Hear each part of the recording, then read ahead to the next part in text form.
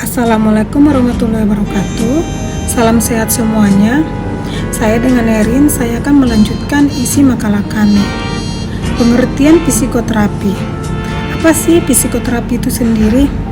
Menurut Wahlberg, psikoterapi adalah bentuk perawatan atau perlakuan atau treatment yang diberikan terhadap orang yang memiliki masalah yang timbul yang asalnya dari faktor emosi, pada mana seseorang yang terlatih terencana mengadakan hubungan profesional dengan pasien. Sederhananya, psikoterapi itu adalah ketika kita datang untuk berbicara kepada psikolog atau psikiater atau tenaga kesehatan mental health lainnya yang bertujuan untuk menyelesaikan penyembuhan penyakit mental atau pada kesulitan-kesulitan penyesuaian diri di setiap harinya, memindahkan, mengubah sesuatu simptom dan mencegah agar simptom tidak muncul pada seorang yang terganggu perilakunya, untuk meningkatkan pertumbuhan dan perkembangan pribadi ke arah yang lebih positif. Pengertian psikoterapi behavioral. Psikoterapi behavioral adalah terapi yang berfokus pada perilaku yang dapat dilihat dan dapat diukur, bukan pada fenomena mental yang hanya dapat diintervensi secara tidak langsung dengan tujuan perubahan perilaku yang dapat dilihat, dan metode-metodenya menyandarkan diri pada hipotesis empiris yang dapat diuji. Terapi behavior adalah teknik yang digunakan pada gangguan tingkah laku yang diperoleh dari cara belajar yang salah dan karena diubah melalui proses belajar untuk mendapatkan tingkah laku yang sesuai. Behaviorisme adalah sebuah pandangan yang menyatakan bahwa perilaku harus dijelaskan melalui pengalaman yang dapat diamati, bukan dengan proses mental. Artinya, menurut aliran ini, perilaku adalah segala sesuatu yang kita lakukan dan bisa dilihat secara langsung. Misalnya, guru tersenyum terhadap murid, atau murid mengganggu murid yang lainnya, dan sebagainya. Namun pemikiran, perasaan, dan motif yang dialami yang tidak dapat dilihat oleh orang lain bukanlah objek yang tepat untuk perilaku, karena tidak bisa diobservasi secara langsung. Terapi behavior adalah salah satu teknik yang digunakan dalam menyelesaikan tingkah laku yang ditimbulkan oleh dorongan dari dalam dan dorongan untuk memenuhi kebutuhan-kebutuhan hidup yang dilakukan melalui proses belajar agar bisa bertindak dan bertingkah laku lebih efektif, lalu mampu menanggapi situasi dan masalah dengan cara yang efektif dan efisien. Nah, selanjutnya akan dijelaskan oleh teman saya, Farel. Terima kasih.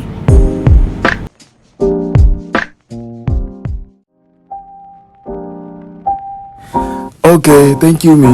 Baik teman-teman, kita coba lanjut nih ke bagian kilas balik atau latar belakangnya.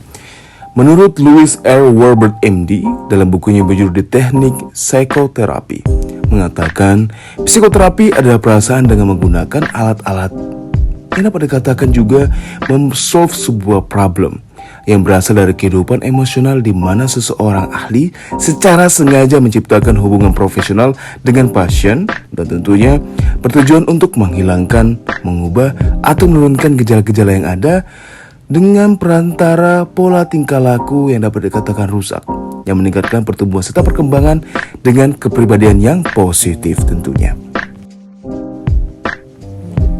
Dan tentunya teman-teman, kalau dikaitkan nih ke hal selanjutnya, yaitu psikoterapi behavioristik, dapat dikatakan psikoterapi behavioral ini adalah terapi yang berfokus pada perilaku yang dapat dilihat dan dapat diukur, bukan pada fenomena mental yang hanya dapat diferensiasi, tetapi juga dapat dikatakan berlangsung pada perubahan perilaku yang dapat dilihat dan metode-metodenya. Dan tentunya itu menyadarkan diri pada hipotesis empiris yang dapat diuji. Dan terkait perilaku behavior ini adalah penerapan aneka ragam teknik dan prosedur dari berakar pada berbagai teori yang tentang pembelajaran, studi, ataupun yang hal lainnya. Dan tentunya ini sangat berkaitan teman-teman dengan sejarah perkembangan dari tokoh-tokohnya yang dimana mungkin kita mulai nih yang paling dikenal tentunya, yaitu ada B.F. Skinner and Albert Bandura. Kalau kita lihat bahwasannya B.F. Skinner ini merupakan seorang juru bicara terkemuka, dan tentunya hal yang dibicarakannya selalu terkait behaviorisme dan dianggap sebagai bapak pendekatan dalam hal ini. Dan Skinner tidak mempercayai manusia memiliki pilihan bebas. Menurutnya, tindakan tidak dapat dipengaruhi oleh pikiran dan perasaan. Dan ini sedikit memiliki persamaan juga dengan salah satu tokoh lagi, yaitu ada Gerard Corey, yang menjelaskan bahwa terapi behavioral adalah pendekatan-pendekatan terhadap konseling psikoterapi berkaitan dengan pengubahan tingkah laku. Dan itu, teman-teman, berkaitan dengan konsep kuncinya yang disimpulkan beliau. Ada tingkah laku manusia, kepribadian manusia, setiap orang lahir dengan membawa kebutuhan bawaan, dan manusia itu terlahir netral dengan dimensi-dimensi, ada frekuensi, durasi, ekstensi, dan latensi. Dan itu memiliki asumsi-asumsi yang sangat bebas, teman-teman. Dan itu juga berkaitan dengan ciri-ciri terapi perilakunya. Mungkin dalam hal pemusatan perhatian, kecermatan, perumusan, penafsiran objektif, dan masih banyak lagi. Dan tentunya ini sangat-sangat berkaitan juga dengan tujuannya dibuat dari hal ini atau psikoterapi behavioristik ini. Secara umum tujuannya hanya satu sebenarnya, teman-teman, yaitu menciptakan kondisi yang sangat baik, netral, dan juga baru, terutama untuk metode pembelajarannya. Dan tentunya pengalaman-pengalaman yang ada dalam berbagai tingkah laku manusia bermasalah saat ini dan juga di masa lalu. Dan itu dapat dikatakan berangka-rangka, terutama terkait jenis-jenis terapi perilakunya. Ada kognitif dan juga terapan. Dan tentu tidak hanya membahas terkait tujuan ya, tetapi ada juga hal yang berkaitan juga di sana, ada kelebihan dan juga kelemahan. Kalau kita lihat, teman-teman, terkait kelebihan yang ada, pembuatan tujuan terapi antar konseling di awal juga diajukan menurut keberhasilannya sangat tinggi terkait kelebihan dari pendekatan ini. Dan tentunya macam-macam teknik konseling dan masih banyak lagi.